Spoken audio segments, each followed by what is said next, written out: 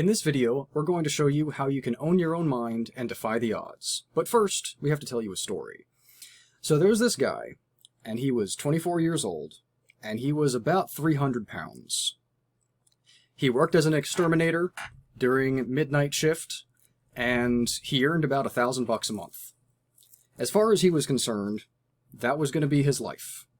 He was going to live in that crappy one-bedroom apartment, and that's that.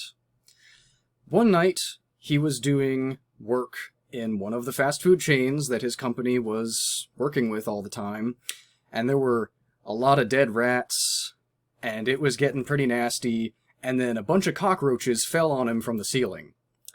And so he just freaked out, ran outside, was going to throw away the rats that were in the bag into the dumpster, and a raccoon lunges at him from inside the dumpster.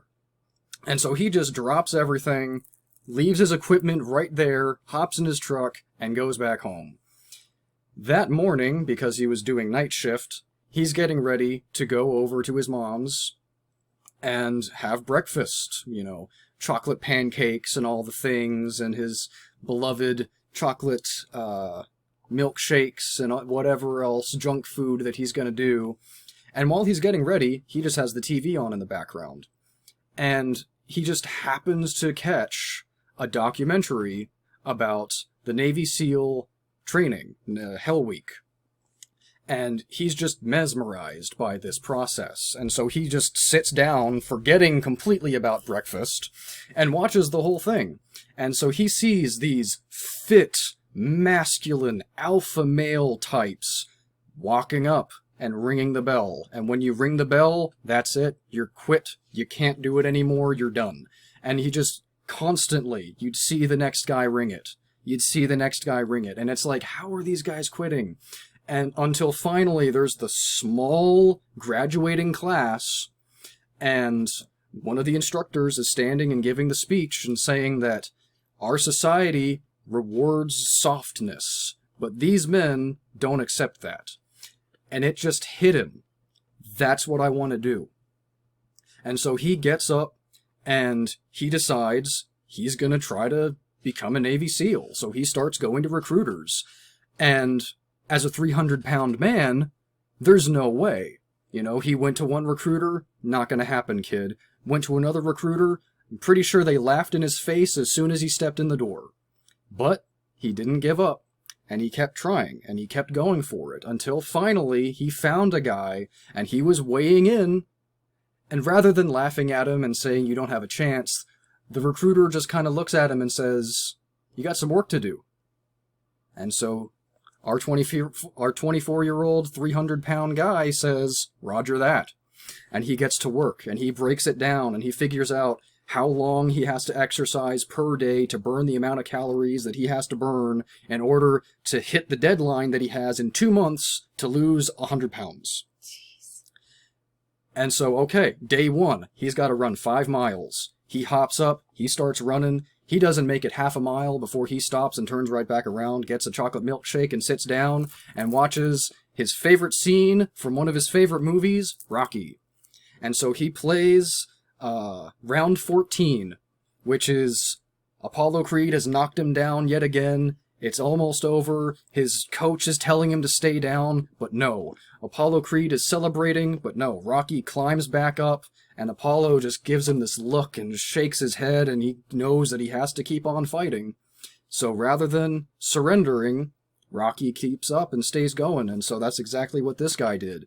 He went back. He knew that he couldn't keep running, so he started to cycle and to elliptical because he can't run yet. So he's just doing what he can.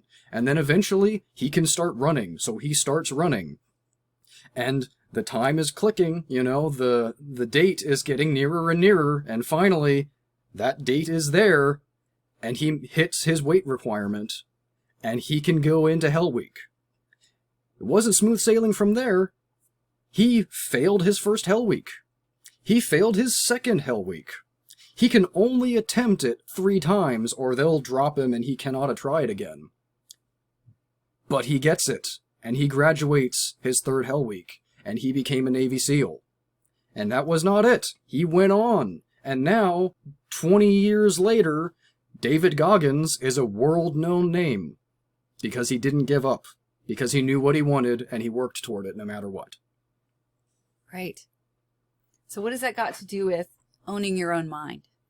Well, for a 300-pound guy to say, I want to become a Navy SEAL, there's going to be a lot of mind games. No matter how much fitness he had to do, there's a lot of stuff in your own head that you're going to have to overcome to even think that you can even try to do something like that. Exactly. So the first thing we want to talk about after this amazing story of this very inspirational guy is that you have to, why is it important that we own our own mind, that we control our own mind?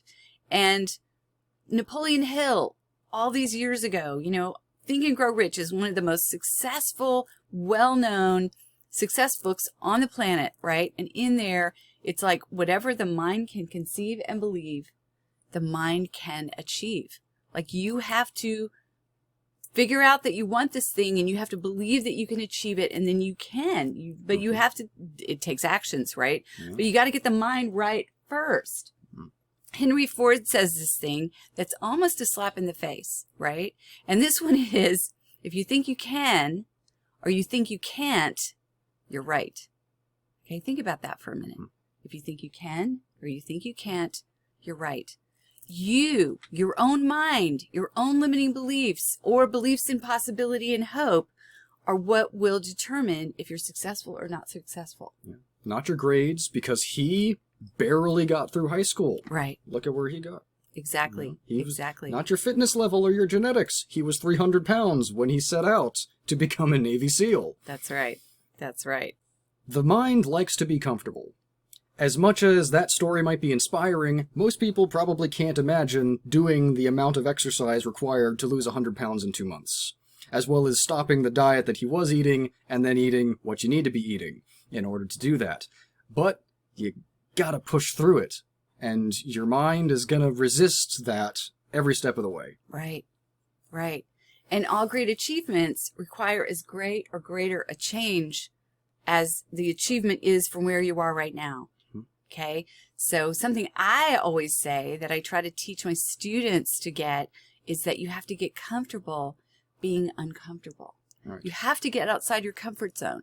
Every single thing that you want to do, any quality or value-ridden goal that you set is going to require that you get outside your comfort zone. It's going to require that you do things that are not the same as what every day looks like right now in your life. That's just how that goes, So to quote David Goggins, what he says is that you have to go to war with your own mind. That your mind is your worst enemy. It knows all of your weaknesses and all of your insecurities. So you have to combat that. It's a challenging process. It is never going to be easy, unfortunately. Right. It's a battle. And what it requires is that you constantly are monitoring several things. You're constantly monitoring your mindset. Where is your mind? What are you thinking about? Your mood. Where's your focus? Are you focusing and thinking about and taking actions toward the goals that you've set or a singular goal? Or are you letting yourself be distracted by a bunch of interruptions or social media or streaming the latest and greatest movie or playing a video game or hanging out with your friends, drinking all the time, like whatever your, distraction is? There's every single person on the planet has 24 hours in a day. Yeah. Right? And most of us have an 8-hour job. You sleep for 8 hours. That means you have 8 other hours. So what are you doing with it? How are you spending those 8 extra hours every day? Right. No, you're eating, you're doing laundry, you're playing with your children. We get it. Life happens, but there's a lot of time in there. Yeah. The laundry, maybe an hour. Your kids, 1 to 2 hours. That's still 4 or 5 hours left. But even if you're doing laundry, right? You can put up a little tablet or your phone and you can be listening to a podcast or an audio. There's so many ways that you can add changing your life and mindset shifts to your normal everyday routine. Taking kids to school, What are you listening to in the car? Because if you're listening to something positive in the car, you might also be affecting your kids mentally as well. And you could get them started early. And if it's beyond their comprehension, right, whatever you're into to listen to, maybe you listen to it on the way home, right? Maybe you only listen to it half the way. But if you walk, put in, headphones and listen to the podcast thing. Like, there's a million ways to shift mindset, and a lot of it has to do with, reinforcing it with these positive, success-based, information, okay? Yeah. Meditation is a huge thing. The more you meditate, I know I've mentioned this in previous videos, but I've been meditating every single day for 30 years. 30 years. It's how I start every single day. No matter how I feel, no matter what I'm up to, no matter where I am in the world, meditation is how I begin my day. And because of that, my mind is much more clear. I'm much more focused. I can stay and concentrate on things a lot longer than the average person because I've dedicated this discipline of mindset. To me, mindset matters. Right. And so I've taken up the discipline of meditation. All right. So what else is an impact on mind? Well, something that is sort of becoming a bit colloquial, but people still don't really understand very well, is the dopamine system. A lot of people seem to think of dopamine as the reward chemical. It's not about reward. It's actually the driving chemical. When you don't have enough dopamine, you literally can't get out of bed in the morning.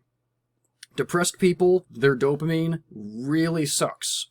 And all of these things like social media and just the way our phones are designed, the way that they get their hooks into you is that they give you just enough dopamine that you need to keep going.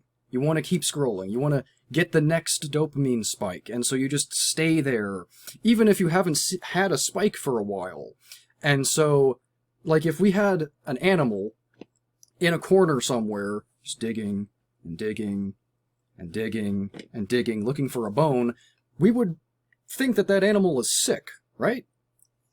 Well, that's all of us when we're jumping in on the social media bandwagon, like so many of us do, and wasting so much of our time. And the reason that it's so compelling is because of the dopamine system. It's the driving force behind everything we do. Whether you're looking for, a mate, or the next party, or the movie that you've been excited to watch that's coming out soon, all of that is dopamine. And so what we have figured out that we need to do is we need to leverage that dopamine, right, rather than inundate ourselves with just dopamine spikes constantly. We need to focus on driving ourselves toward the things that we actually want. That's why drugs like cocaine and amphetamine are so dangerous, because they directly affect the dopamine system. You get massive spike, and then, because of the way the system works, you don't drop back down to baseline, you drop way below baseline. And then, once you've dropped below baseline, what do you want to do to get back up there? The same thing you just did. Yeah. So you want to spike it again. Right. And that's the case with any type of dopamine. It won't be that dramatic, but you spike up and then you drop below baseline, and it takes a while to get back up there. So if you're constantly spiking, you're constantly just killing your baseline to the point where there's nothing left.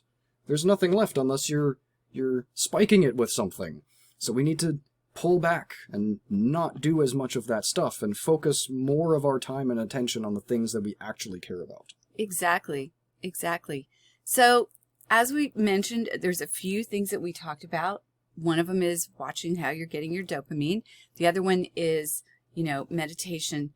But also you want to read and listen to and immerse yourself in positive, success-based material. Because you're serious about changing your life and achieving the things that you want in life, you want to sign up for Secrets of Success using our link to get our super bonus stack as well. So you can get things like her best-selling book on goal achievement and a couple meditations on focus and calming your emotions. Because you made it this far into the video, we know you love our future videos as well, so go ahead and leave this one a like and subscribe to the channel. If you have any questions, leave them in the comments below. Until next time.